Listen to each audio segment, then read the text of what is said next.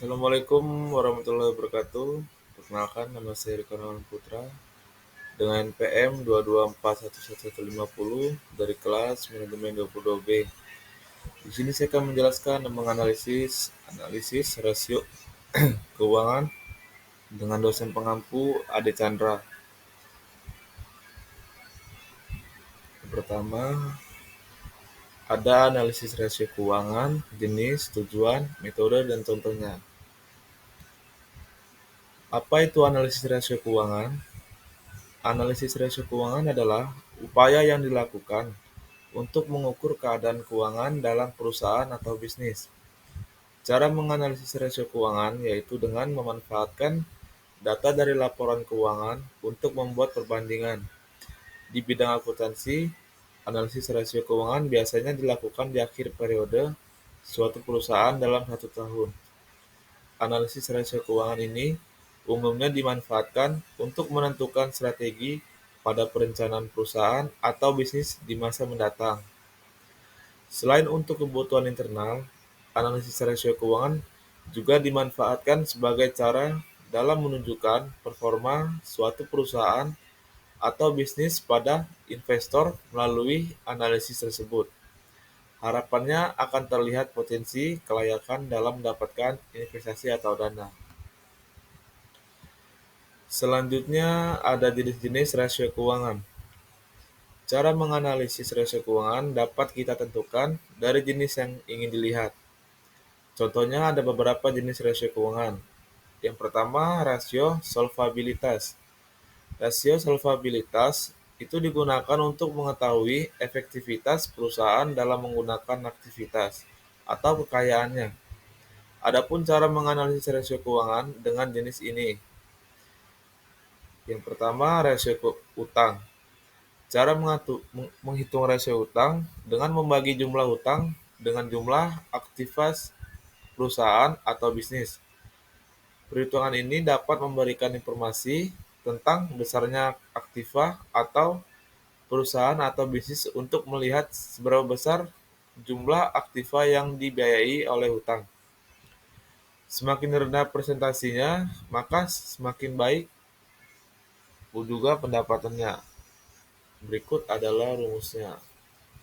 Rasio hutang sama dengan jumlah hutang dibagi jumlah aktiva kali 100%.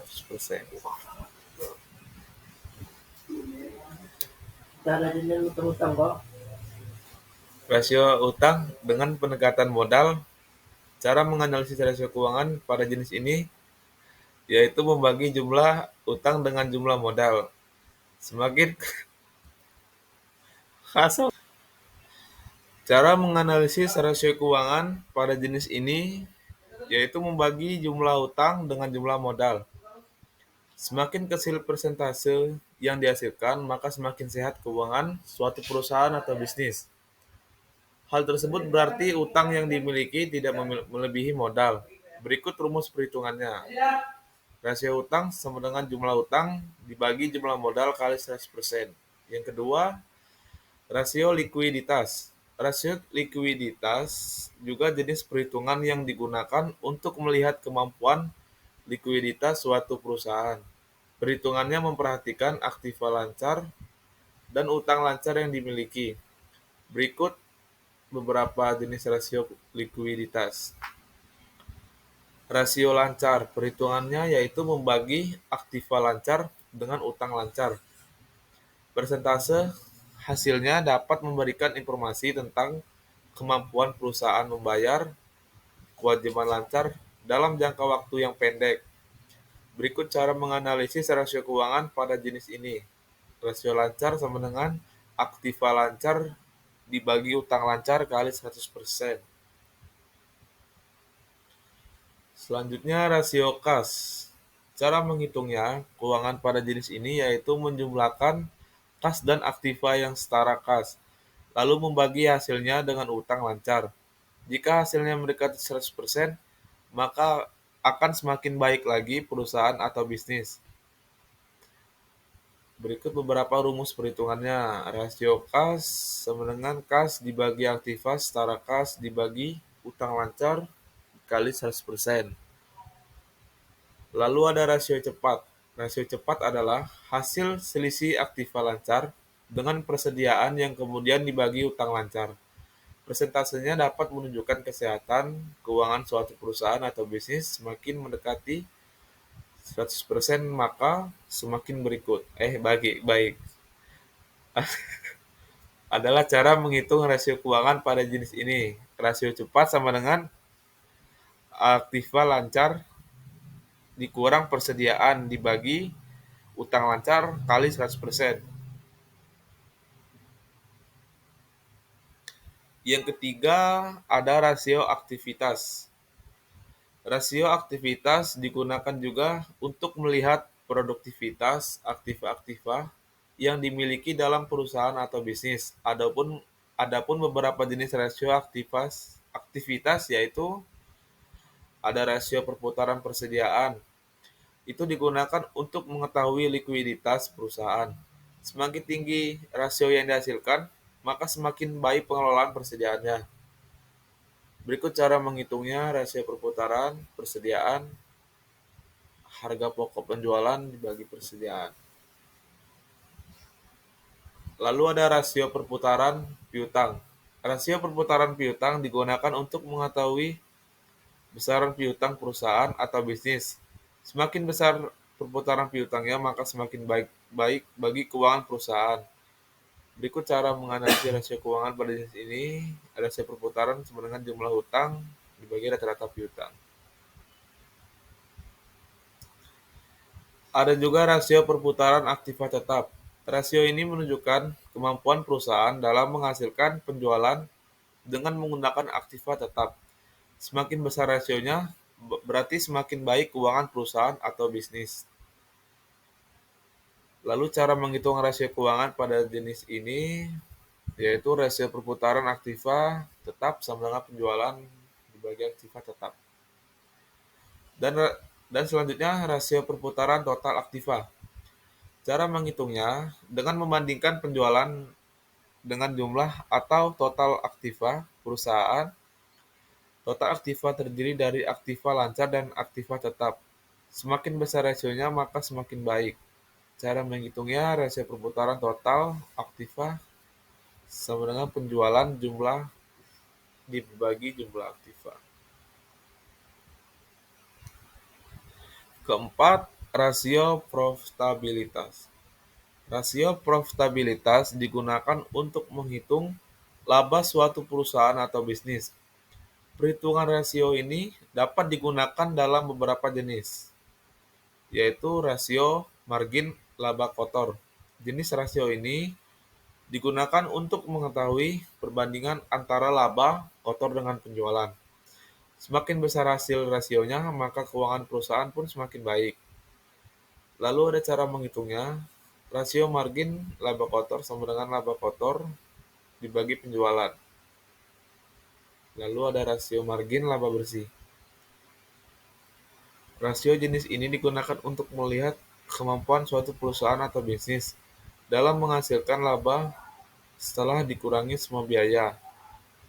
Dan cara perhitungannya, rasio margin laba bersih sama dengan laba bersih yang sudah dipotong pajak dibagi penjualan.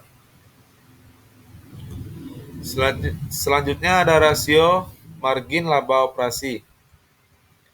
Rasio ini digunakan untuk menghitung laba yang dihasilkan sebelum terkena pajak dan bunga. Berikut cara menghitungnya. Rasio margin laba operasi sama dengan laba sebelum pajak dan bunga dibagi penjualan.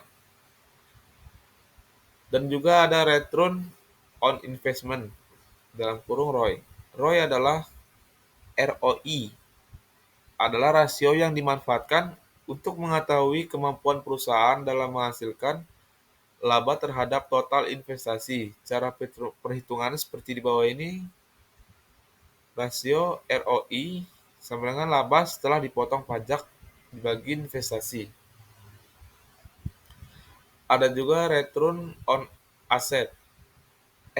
ROA adalah rasio yang berisi informasi tentang besarnya aset perusahaan untuk menghasilkan keuntungan.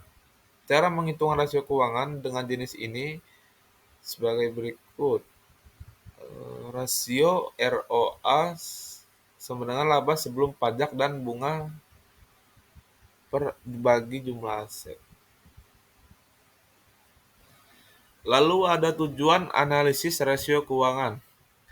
Tujuan analisis rasio keuangan adalah membantu memberikan gambaran atau informasi keuangan pada berbagai pihak yang terlibat dalam perusahaan atau bisnis, termasuk juga para investor. Di bawah ini ada beberapa tujuan analisis keuangan. Yang pertama, memberikan informasi tentang kesehatan keuangan, memberikan gambaran performa sumber daya perusahaan, menyajikan data efektivitas operasional manajemen, menunjukkan efektivitas strategi perusahaan atau bisnis, menampilkan data untuk pertimbangan besaran pajak, menjadi bahan referensi dan juga menjadi bahan evaluasi. Ada juga metode analisis rasio keuangan. Analisis time series and forexing. Cara menganalisisnya menggunakan metode ini yaitu membandingkan data keuangan pada periode tertentu.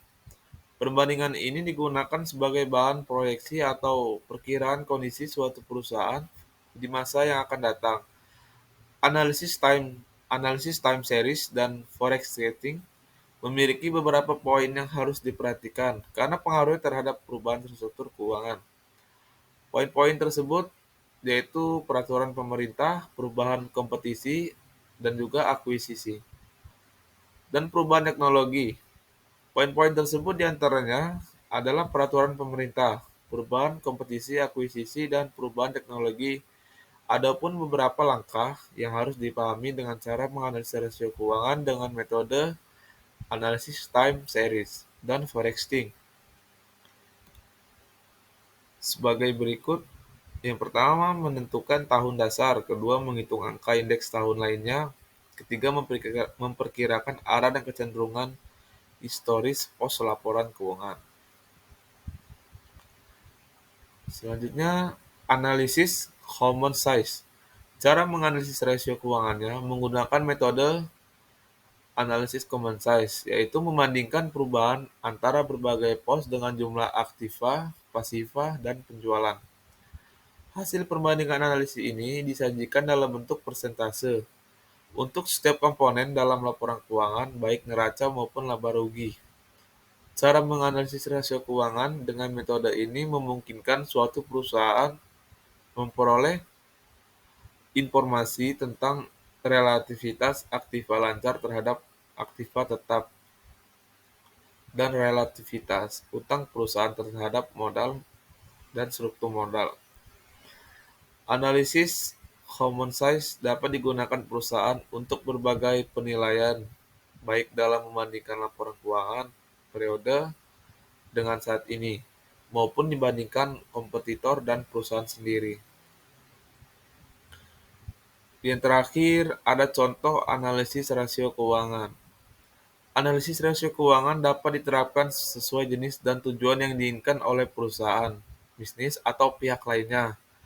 Contoh analisis keuangan secara sederhana, misalnya perhitungan margin laba bersih dari perusahaan X selama tanggal 21 sampai 24 Desember pada laporan keuangan. Setelah memotong pajak pada laba bersih, lalu membaginya dengan penjualan, ditemukan hasil sebagai berikut. Yang pertama, 21 Desember per 32,97%. Kedua, 20 Desember per 29,55%. 23 Desember 26,97%. Dari data tersebut dapat disimpulkan bahwa kecenderungan margin laba bersih yang dimiliki oleh perusahaan X adalah semakin menurun. Jika ingin melihat bagaimana performa sumber daya perusahaannya, berarti belum dapat dikategorikan maksimal. Berikut saja yang bisa saya sampaikan. Terima kasih. Saya akhiri. Wassalamualaikum warahmatullahi wabarakatuh. Terima kasih.